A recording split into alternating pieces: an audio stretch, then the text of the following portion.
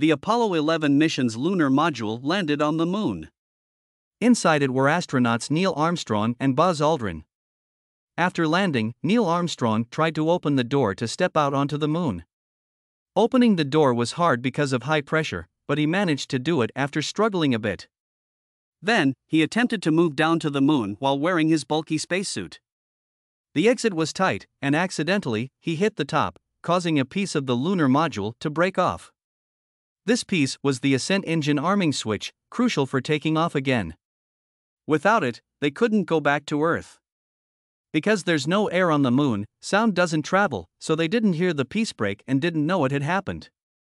Unaware of this, Neil Armstrong stepped out and was the first man to walk on the moon. He said, "One small step for man, one giant leap for mankind." It's one small step for man, one giant leap for mankind. But, is this event true? Let's find out. Over 50 years have passed since the Apollo 11 mission, yet many people still don't believe that humans have been to the moon. Some people create their own theories, claiming that the whole mission was a hoax staged by the United States, with scenes filmed on Earth and presented as a lunar landing. They question phenomena like the flag appearing to flutter in the absence of air on the moon. The real reason behind planning the Apollo 11 mission was the Cold War, specifically the space race between the United States and the Soviet Union. In 1957, the Soviet Union shocked the world by launching the first artificial satellite, Sputnik, into Earth's orbit. The United States followed suit in 1958, but the Soviet Union took the lead again in 1961 when Yuri Gagarin became the first person in space.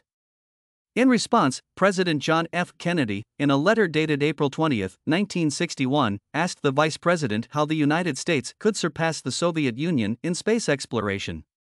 He questioned whether the country was making the maximum effort and working around the clock on existing programs. He was looking for a space program that could be achieved quickly and would produce dramatic results, giving the United States a lead in the space race. Kennedy soon realized that the next significant achievement would be sending humans to the moon. On May 25, 1961, he made a famous speech promising to land a man on the moon and return him safely to Earth before the end of the decade.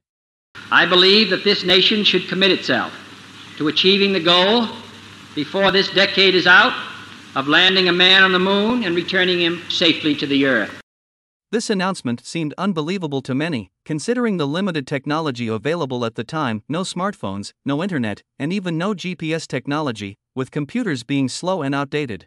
To achieve this goal, Kennedy provided $7 to $9 billion in additional funding to the space program over the next 5 years, and the entire space agency focused on fulfilling this aim. The program began with a series of tests, focusing on rockets, heat shields, and propulsion systems, conducted between 1963 and 1967.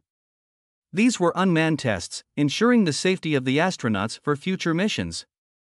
The first manned mission was planned as Apollo 1 in February 1967, but tragically, a cabin fire during a test on Earth resulted in the deaths of 3 astronauts. NASA persisted with further testing, and in October 1968, Apollo 7 successfully sent humans to space. Subsequent missions, Apollo 8 and Apollo 9, tested various components and maneuvers, bringing NASA closer to a moon landing.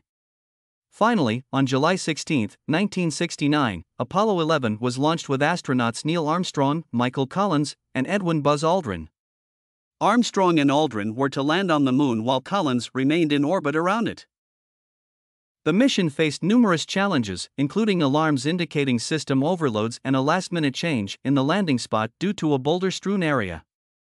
Despite having only 5% fuel left, Armstrong and Aldrin successfully landed on the moon, with Armstrong's first steps watched by 650 million people on television.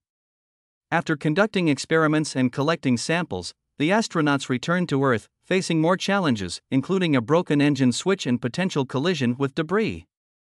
They landed safely in the ocean and were quarantined for 2 weeks to ensure they hadn't brought back any harmful pathogens from the moon. President Kennedy promised that humans would land on the moon before the 1970s, and NASA made it happen in 1969. Some people find it suspicious that it happened just before the decade ended and think it might have been faked to give America an advantage in the Cold War. However, these conspiracy theories have been debunked many times. If it was fake, the Soviet Union would not have acknowledged it, but they did, calling it a historic event. The Great Soviet Encyclopedia, published between 1970 to 1979, acknowledged the moon landing as a factual event in its third edition.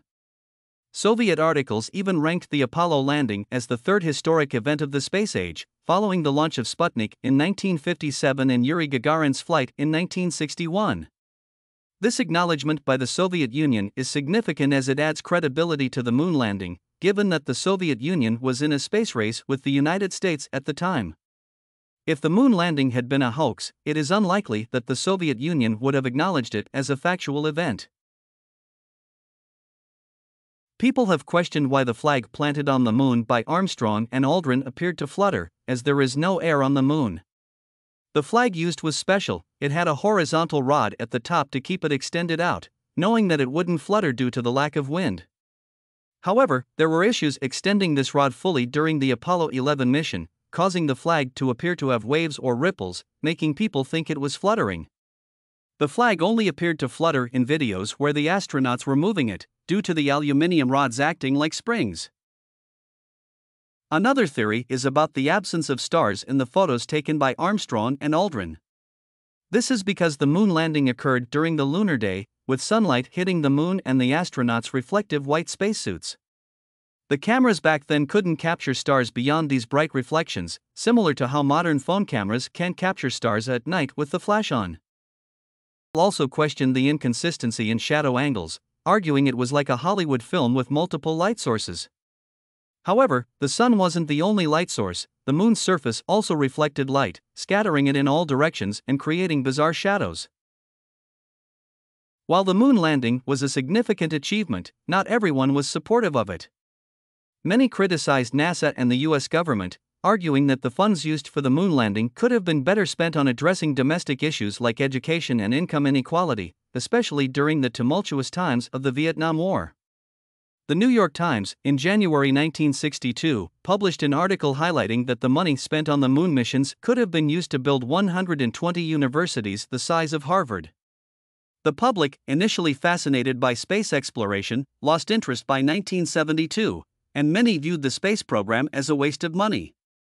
However, the moon landing had unforeseen benefits, such as advancements in computer chips. NASA's demand for integrated circuits led to a price drop and widespread adoption of the technology, proving the reliability of computer chips for everyday use and leading to exponential growth in technology. Despite the criticism and the high costs involved, $24 billion at the time, equivalent to over $100 billion today, the Apollo program was a monumental project, employing over 400,000 people. The last moon mission, Apollo 17, took place in December 1972, and no one has been to the moon since, highlighting the immense costs and resources involved in such missions. In December 2017, former President Donald Trump announced plans to return humans to the moon by 2024, but he later shifted focus to Mars. However, NASA has new plans under the Artemis program to send people, including the first woman and the first person of color, to the moon by 2025 to 2026, ensuring that we will see humans back on the moon before the end of this decade.